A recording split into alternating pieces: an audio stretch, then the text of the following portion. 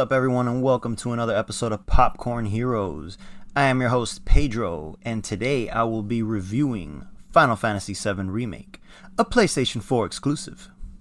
Now, same as usual, the way these work is I'll give you a quick summary of the game, and I will give you my 1 through 5 review of it, along with my thoughts. And I'll give you a heads up when I get right into the nitty-gritty, the spoiler part.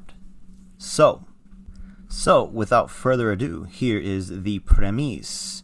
So the game is called Final Fantasy VII Remake, and just like the title says, it is a remake of Final Fantasy VII, a game that was originally released in 1997 on the PlayStation 1. So in the game, you play as a mercenary called Cloud Strife, and he gets hired by this eco-terrorist group called Avalanche. And their job is to take down this mega corporation called Shinra. And they're using the Earth's life force to power cities. And that in turn is slowly killing the planet. So these guys are trying to take down Shinra, big bad corporation, and save the world. That is the premise. Of course, from there it turns into a whole other animal. But that is pretty much the gist of it. Now, that being said, even though it does say remake, I still highly recommend you play the original Final Fantasy VII, and I'll get to that later in the spoiler-tastic section, but highly recommend you play the original. My 1 out of 5, I give this game a 4 out of 5. I really liked it. I liked it more than I thought I was going to like it. I thought it was going to be an exact beat-by-beat remake, kind of like how Resident Evil 2 was. But it's not exactly the same. The remake is only, 20% of the original game. It's only the section that's in the city, Midgar.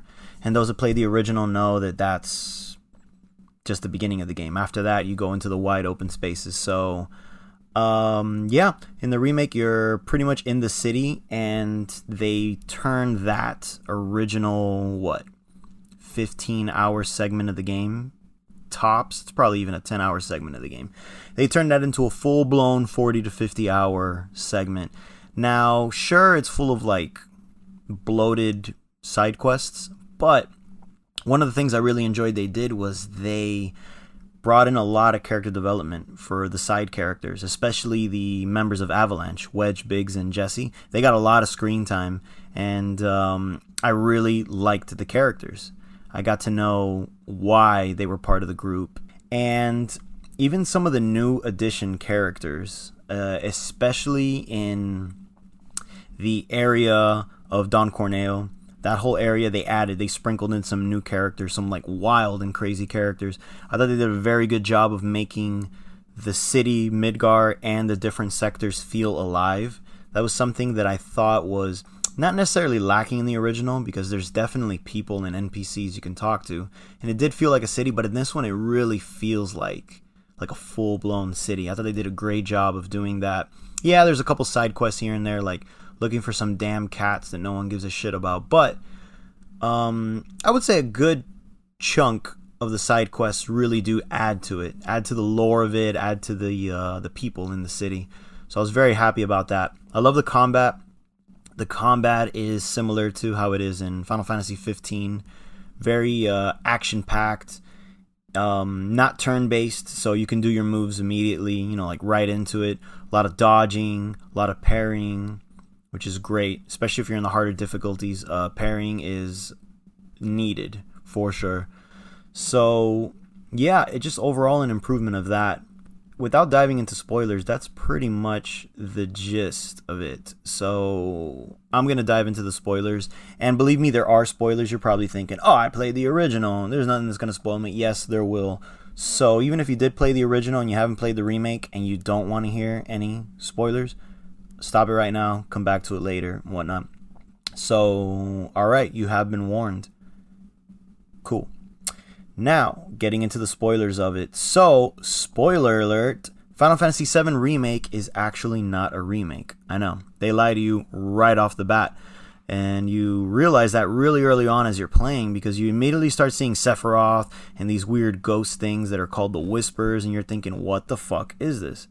So, the twist, I guess, of the game is that This remake isn't a remake at all. It's actually a sequel to Advent Children, which in fact is a sequel to the original. So it's really kind of a part 3 almost. And the reason why it is a sequel to it is, I guess they're going for the J.J. Abrams Star Trek movie, which, spoiler alert, is not a remake either. That's also a sequel. They pretty much involves time travel that changes the timeline and creates a whole new timeline that takes place after the original. I know that sounds a little confusing, but the gist is, it seems like Sephiroth, after getting his ass whooped in the Advent Children movie, decided to go back in time to change it so that he's victorious.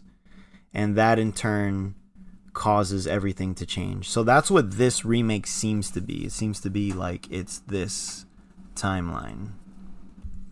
Now, I was pretty confused in the beginning, thinking that it was just an exact remake, but once I started realizing of what it was really about, and then I saw who the director of this game was, which is Nomura, Tetsuya Nomura, who's famous for creating Kingdom Hearts, and then you realize how convoluted the Kingdom Hearts storyline is, then it all started to make sense. I was like, oh, I see what you're doing here. You're just trying to make this just as confusing as Kingdom Hearts, even involving time travel again and all that stuff. Whatever. I'm sure that's why this game got a lot of hate. But I personally like that, because playing the same game all over again, sure, it looks great. Sure, they add a few things here and there. It's fine and dandy, but at the same time, I know what I'm expecting. Now, them doing this twist of a whole new timeline, changing things up, I like it, because now I'm just as curious about what's going to happen next. And there's some big consequences with the changing of the timeline. One of the biggest ones, for example, is that the Avalanche members, Wedge, Biggs, and Jesse, they all die in the original. And here it seems like at least 2 of them made it. And not only that, but it seemed like when Wedge got saved, he was able to warn the people in the slums. So not all of them got killed and plastered from the plate falling down like before. And it seems to mean like Aerith is actually going to survive this time instead of getting killed by Sephiroth, because it looks like she has visions of the future as well.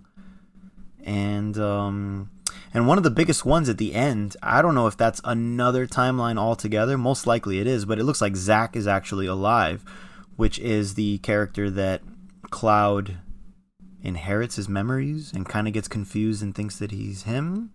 It looks like Zack is actually alive. Now, the reason why I think that's a separate timeline is because in that scene, there's a part where a banner or a flag of some kind actually goes by really quick, and the camera even does like this deliberate slow-mo to stop on it. You can see that dog. It's the Shinra mascot. That is a different dog than what you see in the game. So that makes me think that it's another timeline. So they're probably going to get real fucking crazy with this game and do multiple timelines of Final Fantasy VII. So there's going to be probably all kinds of different characters, alive and dead, all at the same time.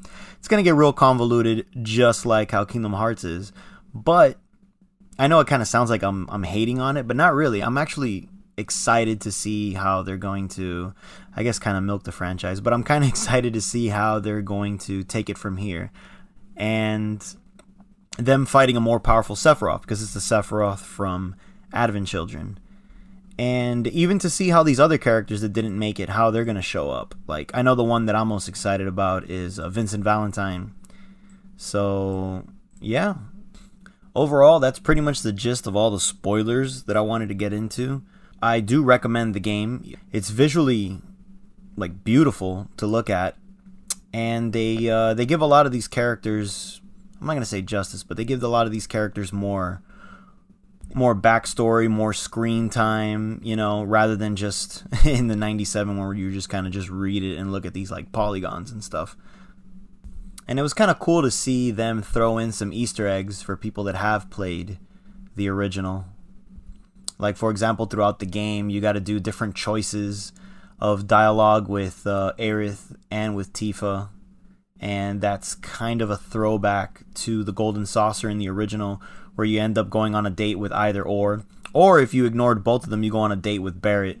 So here there's kind of a moment like that, where you have like a nice conversation looking up at the stars, and it's either Tifa, Aerith, or if you ignored them both, it's just Barret, which is pretty funny too.